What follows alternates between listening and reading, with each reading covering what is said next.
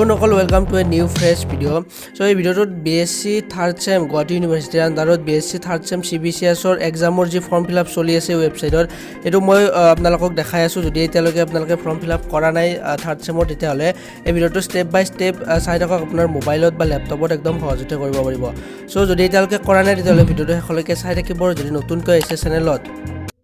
তেনেহ'লে তলত ৰঙা ৰঙৰ সাবস্ক্ৰাইব বটনটো আছে সেইটো ক্লিক কৰি কিনে চেনেলটো সাবস্ক্ৰাইব কৰি ল'ব তাৰ কাষতে বেল আইকনটো পাই যাব সেইটো ক্লিক কৰি দিব সো প্ৰথমতে আপোনালোকে ব্ৰাউজাৰটো ওপেন কৰি ইয়াতে GU পৰ্টেল বুলি যিটো গুৱাহাটী ইউনিভাৰ্চিটিৰ ৱেবছাইট আছে সেইটোত যাব লাগিব মই এই ৱেবছাইটটোৰ লিংকটো তলত ডেসক্ৰিপচনতো দি দিম তাৰ পৰা আপোনালোকে ডাইৰেক্ট আহিব পাৰিব ৱেবছাইটটোত অহাৰ পাছত ষ্টুডেণ্ট পৰ্টেল বুলি প্ৰথমতে পাব ইয়াতে ক্লিক কৰিব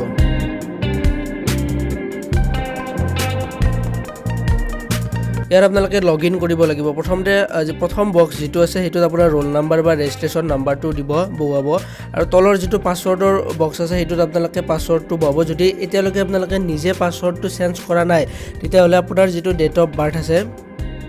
এটা আপোনালোকে মই যেটো সাইটত ফৰমেট দি থৈছো সেই ফৰমেটটোত আপোনাৰ ডেট অফ বাৰ্থটো বহুৱাই দিব হেতুৱে পাছৱৰ্ড হ'ব আৰু যদি নিজে আপোনালোকে পাছৱৰ্ড চেঞ্জ কৰিছে তেতিয়াহ'লে নতুন পাছৱৰ্ডটো ইয়াতে বহুৱাব লাগিব তাৰ পাছত আপোনালোকে তলৰ যেটো ক্যাপচা আছে হেতু বহুৱাই কিনে লগইনত ক্লিক কৰিব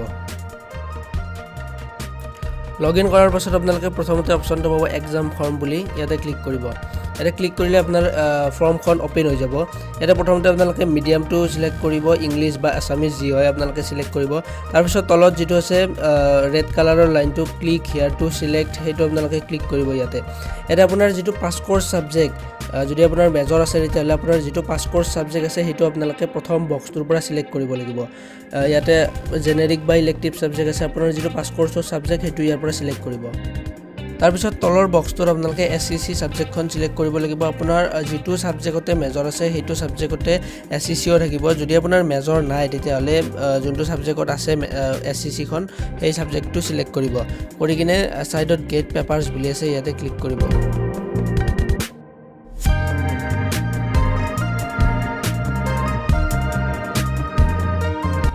পেপাৰ কেখন ঠিকে আছে না এবাৰ চাই ল'ব তাৰ পিছত তলৰ বক্সটোত যদি আপুনি আপোনাৰ যেটা আগৰ সেমিষ্টাৰত ব্যাক আছে তেতিয়াহ'লে এই বক্সটোত ক্লিক কৰি কিনে আপোনাৰ যিখন সাবজেক্টত ব্যাক আছে সেইখন সিলেক্ট কৰি ল'ব যদি ব্যাক নাই তেতিয়াহ'লে সিলেক্ট কৰিব নালাগে আৰু যদি তলৰ বক্সটোত যদি আপোনালোকে যদি ৰিপিট দিব বিচাৰে আগৰ সেমিষ্টাৰৰ পৰীক্ষা তেতিয়াহ'লে এই বক্সটোত ক্লিক কৰি যিখন সাবজেক্টত ৰিপিট দিয়ে সেইখন সিলেক্ট কৰি ল'ব আৰু যদি ৰিপিট বা ব্যাক একো নিদিয়ে তেতিয়াহ'লে এইখিনি কৰিবলগীয়া নাই তাৰ পিছত তলত আপোনালোকে সাবমিট এক্সাম ফৰ্মত ক্লিক কৰি দিব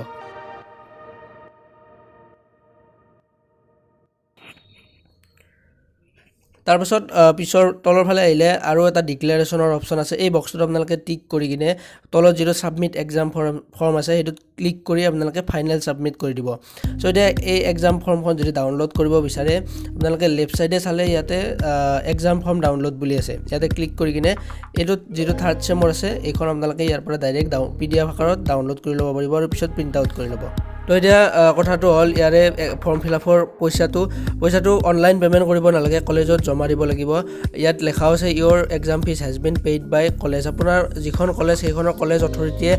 যি ইনষ্ট্ৰাকচন দিয়ে সেই হিচাপত আপোনালোকে পইচাটো কলেজত জমা দিব লাগিব সো এইখিনি আছিল ভিডিঅ'টোত যদি ভাল লাগিছে এইখিনি কৰিবলৈ কাম যদি এতিয়ালৈকে কৰা নাই আপোনালোকে কৰি ল'ব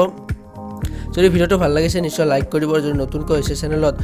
তলত ৰঙা ৰঙৰ সাবস্ক্ৰাইব বটনটো আছে সেইটো ক্লিক কৰি কিনে চেনেলটো সাবস্ক্ৰাইব কৰি ল'ব তাৰ কাষতে বেল আইকনটো পাই যাব এইটো ক্লিক কৰিব আৰু কেনেকুৱা হৈছে নিশ্চয় কমেন্টত জনাব সো আজিলৈ মানে নেক্সট ভিডিঅ'ত লগ পাম ধন্যবাদ জয় অসম